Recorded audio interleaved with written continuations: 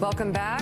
42 past the hour. It's been 5 weeks since President Trump took office for the second time, and his administration has reshaped government on everything from law and order to the role of the free press. With that as our backdrop, our next guest took to the Senate floor last week with a message to his colleagues. It's time to wake up. This isn't just a battle between the Senate and the House and the president and they're fighting about powers. No. The reason the framers designed our Constitution the way they did was that they were afraid of concentrated power. The responsibility of the president is to take care that the laws be faithfully executed. Not write the laws, not deny the laws, not ignore the laws, not pick which laws he or she likes, to take care that the laws are faithfully executed. That's the responsibility of the president. And right now, those laws are being ignored. Power was divided for a reason. There's some criticism now in the press saying people are talking about a constitutional crisis, they're crying wolf. No, this is a constitutional crisis. It's the most serious assault on our Constitution in the history of this country. It is the most serious assault on the very structure of our Constitution, which is designed to protect our freedoms and our liberty in the history of this country. It is a constitutional crisis, and I'll tell you what makes it worse. The president and the vice president are already hinting that they're not going to obey decisions of the courts. What's it going to take for us to wake up, and when I say us, I mean this entire body, to wake up to what's going on here? Is it going to be too late? Is it going to be when the president has accreted all this power and the Congress is an afterthought? What's it going to take? I mean, the offenses keep piling up. The president over the weekend famously quoted Napoleon, when you're saving your country, you don't have to obey any law. Wow, a president of the United States quoting Napoleon about not having to obey the law.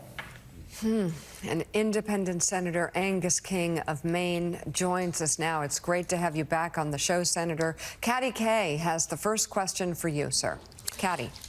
Senator, I've known you for a long time, and you're not given to making speeches lightly like that on the floor. You choose your words carefully.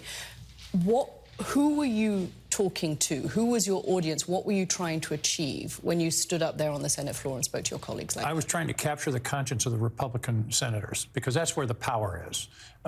They have a 53-vote majority in the Senate, and they can go to the White House and tell the president, slow down, this is not the way our system is designed, and they have some influence.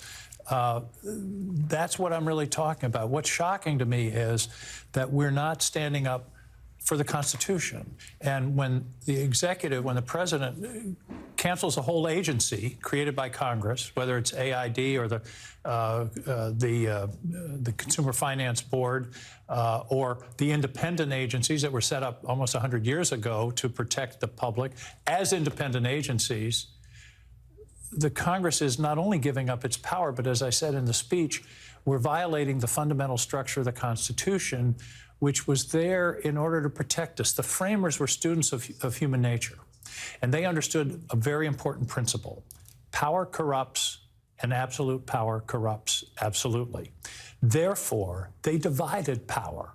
That's what the Constitution is all about. It divides power between the president, the Congress, the courts, the states, and the federal government, so that nobody would have all the power, because that inevitably leads to abuse. You're an independent, you vote with Democrats by and large, but I know you have good relationships with your Republican colleagues as well. Do you think they're open to your message? When you have your private conversations with them, and I don't want you to disclose names, but are you hearing murmurs of disquiet?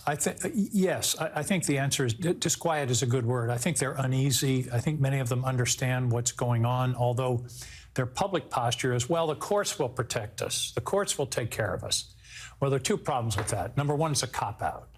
We're not holding up our end of the constitutional bargain. We all take an oath when we come in to defend the Constitution, not a president or a party, to defend the Constitution against all enemies, foreign and domestic. I think it's fascinating that the framers had an idea there might be domestic enemies of the Constitution. So it's our responsibility.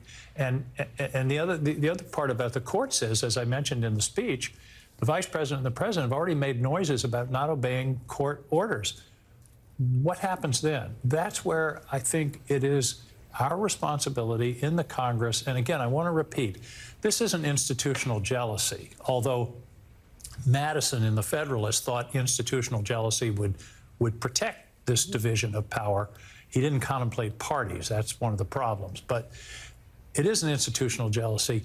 It's the fundamental structure that keeps us free from an autocrat, from a dictator, from a monarch. These guys in 1787 had just fought a brutal 7-year war against a king. They didn't want concentrated power. They wanted it to be divided. And if Donald Trump doesn't like AID, come to Congress, pass a bill, he's got a majority in both houses, to abolish it. But don't do it in the middle of the night with this guy Musk, and nobody knows who he's working for or what his authority is. We got a bunch of 25-year-olds deciding, cutting programs. Here's another example. The other day, and this tells you where we are. Someone pointed out that the Ebola prevention program was cut in the AID cuts. Musk said, oh, that was a mistake. We're going to fix it.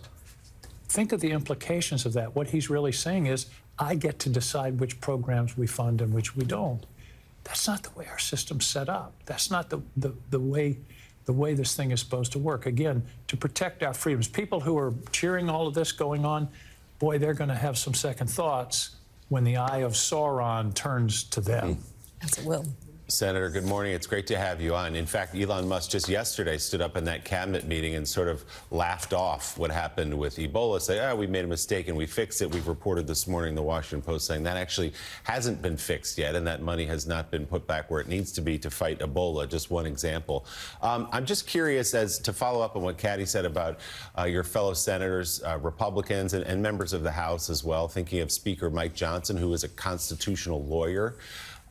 When they say, I wonder what Constitution he's a lawyer of. Well, that's a fair question in many cases, going back to the 2020 election forward, where he helped Donald Trump with all that. But when they say, look, we're doing this because the country elected Donald Trump with a mandate, we just have to carry out what he says to do, strikes a lot of people as a fundamental misunderstanding of the role of Congress and the checks and balances of our government. So what do you make of that argument that these men and women view their role as a rubber stamp of what Donald Trump wants, whatever it may be, and even if it violates the Constitution? Well, I think the best answer to that is to go back to the oath that we all take. The oath isn't to a president, it isn't to a party, it's to the Constitution itself. And the Constitution is very clear about the division of power. In fact, the Constitution, as I mentioned in the speech, doesn't give the president all that much power. Commander-in-chief, yes, but the fundamental responsibility of the president in the Constitution is to, quote, take care that the laws be faithfully executed. I emphasize the word executed. That means carry forward. It doesn't mean write the laws, create the laws, ignore which laws you like. And for a member of Congress to say, well, we got to do whatever the president says, is a fundamental misunderstanding and, in my view, a violation of our oath and our obligation to the people of this country to keep intact the division of power, which is what keeps us safe. Independent Senator Angus King of Maine, thank you very much for coming on the show this morning. We appreciate it.